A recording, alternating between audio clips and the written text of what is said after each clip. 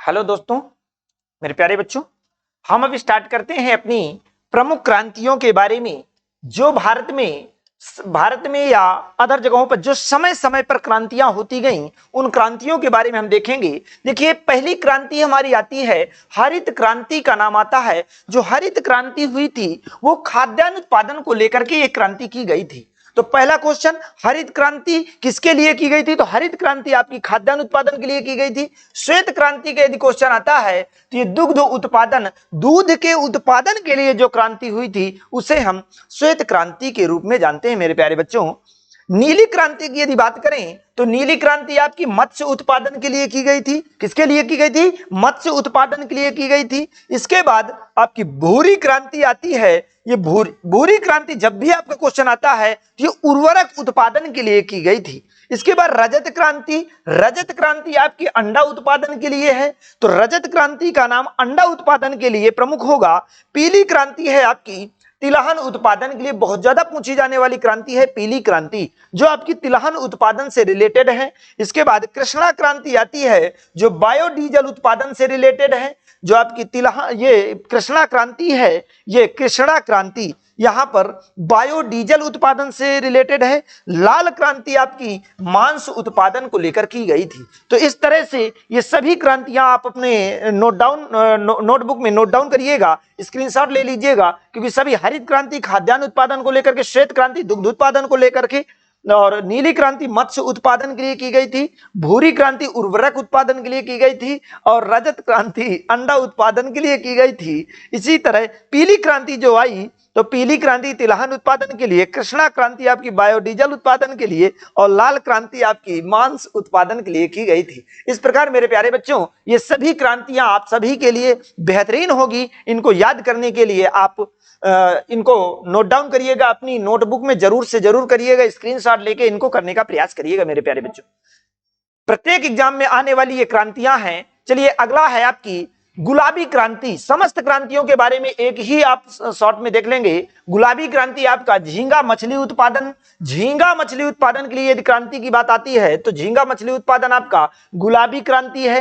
फिर बादामी क्रांति यदि आती है तो मसाला उत्पादन को लेकर के बादामी क्रांति की गई थी। सुनहरी क्रांति की जब बात आती है तो ये फल उत्पादन, सुनहरी क्रांति आपकी फल उत्पादन के लिए की गई थी। फिर अमृत क्रांति आती है। ये अमृत क्रांति कौन सी? नदी जोड़ो परियोजनाएं अमृत क्रांति के अंतर्गत आती हैं। बहुत ज्यादा क्वेश्चन में पूछे जाने वाली, प्रत्येक एग्जाम में ये क्वेश्चन आते हैं।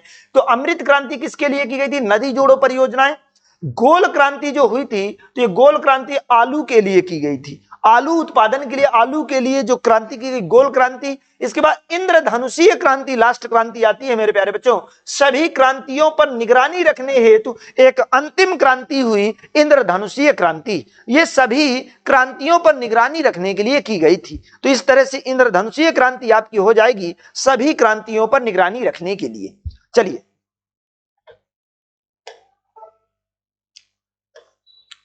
हाँ, अब हम बात करते हैं वेरी इंपॉर्टेंट फुल फॉर्म्स हैं। कुछ हमारे पास इंपॉर्टेंट फुल फॉर्म्स हैं। आप देखिए, जब आपके पास कभी कभी कहता है बैंक के पासबुक में लिखा होता आईएफएससी कोड बताओ। अब आईएफएससी कोड का मतलब क्या होता है? किसी भी बैंक का आईएफएससी कोड 11 डिजिट एवं होता है। और ये 11 डिजिट आईएफएससी कोड क्या बताता है मेरे प्यारे बच्चों? तो देखिए, आईएफएससी कोड का फुल फॉर्म है इंडियन फाइनेंशियल सिस्टम कोड। क्या है? Indian financial system code. ये इंडियन फाइनेंशियल सिस्टम कोड होता है। आईएफएससी कोड का यदि फुल फॉर्म आता है तो इंडियन फाइनेंशियल सिस्टम कोड होता है। आरसी आपका, ये आपका व्हीकल रजिस्ट्रेशन आरटीओ ऑफिस से मिलता है। आरसी जिसका नाम है रजिस्ट्रेशन सर्टिफिकेट होता है। आरसी का फुल फॉर्म, यदि आरसी आपसे बोला जाए, उसका होता है registration certificate. GST goods and service tax, goods and service tax, वस्तु एवं सेवा कर। इसके बाद केवाईसी, कहते केवाईसी करवा लो। अब हमें केवाईसी क्या होता है? तो नाउ योर कस्टमर के बारे में जानना, नाउ योर कस्टमर, अपने बारे में जाने, केवाईसी करवा के अपनी संपूर्ण जानकारी को हम देते हैं। तो ये केवाईसी, नाउ योर कस्टमर होता है।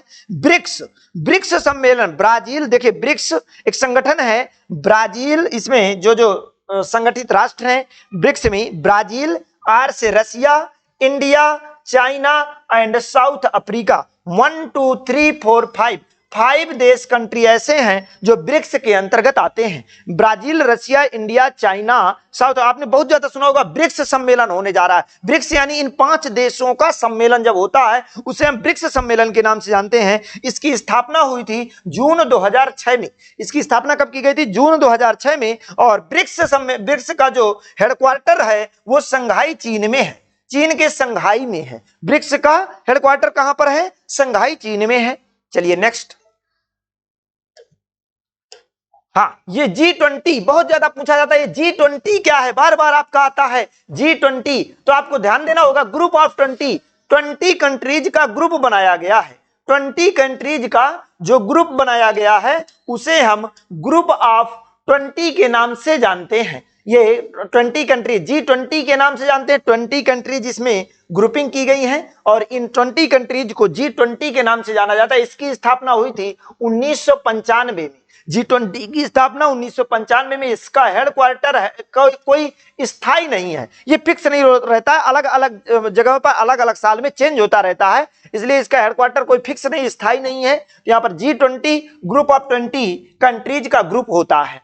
इसके बाद G7 क्या है? Group of 7 countries. यहाँ पर जब 7 कंट्रियों का ग्रुप जो होता है उसे हम G7 के नाम से, 20 कंट्रियों का जो ग्रुप होता है उसे हम G20 के नाम से जानते हैं। 7 कंट्रियों का जो ग्रुप होता है उसे हम G7 के नाम से जानते हैं। इसकी स्थापना, G7 की स्थापना 1975 में हुई थी मेरे प्यारे दोस्तों। कहां पर हुई, कब हुई थी? स्थापना 1975 में हुई थी।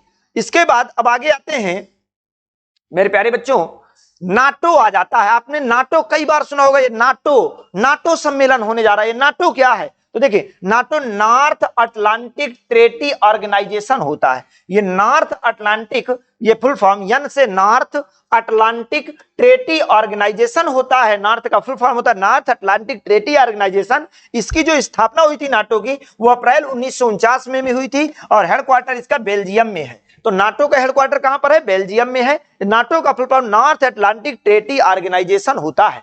इसके बाद लास्ट आता है आपका सार्क। सार्क क्या है? साउथ एशियन, दक्षिण एशियाई देश हैं। South Asian association for regional cooperation.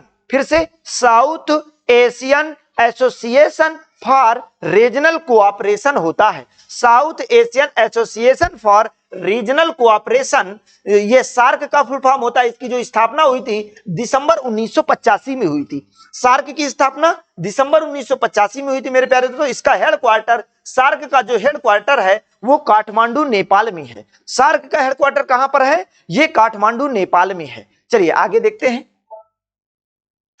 तो इस तरह से इसको आपको तैयार कर लेना है मेरे प्यारे दोस्तों, और बेहतर मेहनत के साथ अपने सफलता को आगे बढ़ाना है। बेहतरीन मेहनत के साथ मेरे प्यारे दोस्तों आपको अपनी सफलता को आगे बढ़ाना है और सफल होने का प्रयास करना है मेरे प्यारे बच्चों। क्योंकि यदि आप देखें तो सफलता के सूत्र की बात करें हम कि यहां पर सफलता का सूत्र क्या होता है, तो देखिए आपको ये सभी चीजें बेहतरीन मेहनत के साथ तैयार करना है। आप एक बार याद कर लीजिएगा सफलता का सूत्र क्या होता है मेरे प्यारे बच्चों। तो देखिए, सफलता का सूत्र 3 चीजों से मिलकर बना है। सफलता का सूत्र आपकी 3 चीजों से आप करेंगे। यहां पर जो सफलता का सूत्र होगा, कड़ी मेहनत, संघर्ष और धैर्य। यदि आपके पास मेरे प्यारे बच्चों ये कड़ी मेहनत, धैर्य और संघर्ष है, ये 3 चीजें हैं। यदि आप संघर्ष करते हो, कड़ी मेहनत करते हो और आपके पास धैर्य है, समय है, जल्दबाजी नहीं कर रहे हो किसी चीज में, धैर्य धारण किए हुए संतोष है आपके अंदर, तो आपको सफलता जरूर से जरूर मिलेगी। सफलता आपके चरण चूमेगी। सफलता को 3 चीजों पर देखना है आपको, कड़ी मेहनत, संघर्ष और धैर्य। तीन चीजों को यदि ऐड कर दो, यही सफलता का बेहतरीन सूत्र होता है। देखिए, आपको एक पिक्चर दिख रही है, इस पे डॉक्टर अंबेडकर साहब ने बताया है। ये डॉक्टर अंबेडकर साहब बैठे हुए हैं, यहां पर एक छोटा सा बालक बैठा हुआ है जो ये छेनी हथौड़ा लिए हुए है। ये कोई काम कर रहा है, यानी यहां पर बाल मजदूरी आपको दिखाई जा रही है। अब ये बाल मजदूरी क्यों करनी पड़ती है, क्या कारण है और बाल मजदूरी से क्या होने वाला है? देखिए, बच्चे को पढ़ाया नहीं जा रहा, यहां पर बाल मजदूरी कराई जा रही है। देखिए, डॉक्टर अंबेडकर साहब ने कहा है कि दुनिया में गरीब वही है जो शिक्षित नहीं है। मेरे प्यारे दोस्तों ध्यान रखिएगा, दुनिया में गरीब वही है जो शिक्षित नहीं है। मैं समस्त अभिभावकों से, समस्त सभी बच्चों से ये उम्मीद करूंगा कि इसको अच्छे से आप इसको धारण करने का प्रयास करेंगे। मेरे प्यारे दोस्तों, दुनिया में देखो, गरीब वही है जो शिक्षित नहीं है, दुनिया में गुलाम वही है जो शिक्षित नहीं है। यदि हम शिक्षित होते तो गुलाम नहीं होते, हमें दुनिया में कोई गुलाम बनाने वाला नहीं यदि हमारे अंदर शिक्षा है। जुल्म वही सहता है जो शिक्षित नहीं है। मेरे प्यारे दोस्तों देखिए, जुल्म वही सहता है जो शिक्षित नहीं है। अन्याय के खिलाफ आवाज नहीं उठा सकता जो शिक्षित नहीं है। अन्याय के खिलाफ आवाज नहीं उठा सकता जो शिक्षित नहीं है।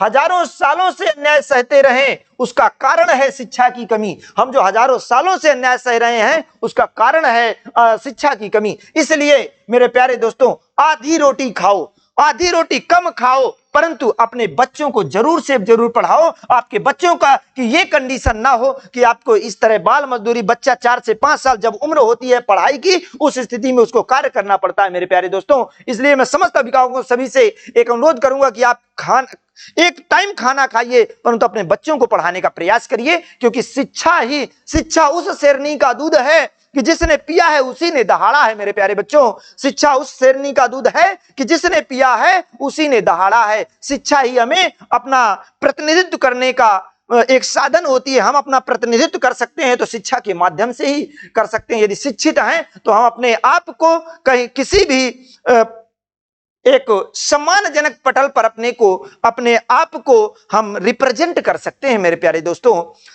वो मंजिलें भी सर झुका देंगी, वो मंजिलें भी सर झुका देंगी, वो मंजिलें भी सर झुका देंगी, जब दमदार तेरी तैयारी होगी। वो मंजिलें भी सर झुका देंगी जब दमदार तेरी तैयारी होगी। मुट्ठी में होगा तेरे मुकद्दर, मुट्ठी में होगा तेरे मुकद्दर, जब किताबों संग तेरी यारी होगी। मेरे प्यारे बच्चों, इस तरह से आप ऐसे याद रखिए, जब किताबों संग आपकी यारी होगी तो मुकद्दर भी आपकी मुट्ठी में होगा, मुकद्दर भी आपके साथ होगा। गुलाम बनकर जियोगे, गुलाम बनकर जियोगे तो कुत्ता समझकर लात मारेगी ये दुनिया। गुलाम बनकर जियोगे तो कुत्ता समझकर लात मारेगी ये दुनिया। नवाब बनकर जियोगे तो शेर समझकर सलाम ठोकेगी ये दुनिया, शेर समझकर सलाम ठोकेगी ये दुनिया। मेरे प्यारे दोस्तों, डॉक्टर अंबेडकर साहब ने एक बहुत पवित्र बात कही है और मुझे बहुत अच्छी लगी और मुझे आशा है कि आप सभी को अच्छी लगेगी। मंदिर जाने वाले लोगों की लंबी कतारें, जिस दिन हमारे भारत में, हमारे इंडिया में मंदिर जाने वाले लोगों की कतारें जिस दिन पुस्तकालय की ओर बढ़ेंगी, उस दिन मेरे इस देश को महाशक्ति बनने से कोई नहीं रोक सकता है, महाशक्ति बनने से कोई नहीं रोक सकता है। मेरे प्यारे दोस्तों, इसलिए आप शिक्षा को फर्स्ट प्रायोरिटी देना है, शिक्षा ही सब कुछ है। मेरे प्यारे दोस्तों, ओके, धन्यवाद।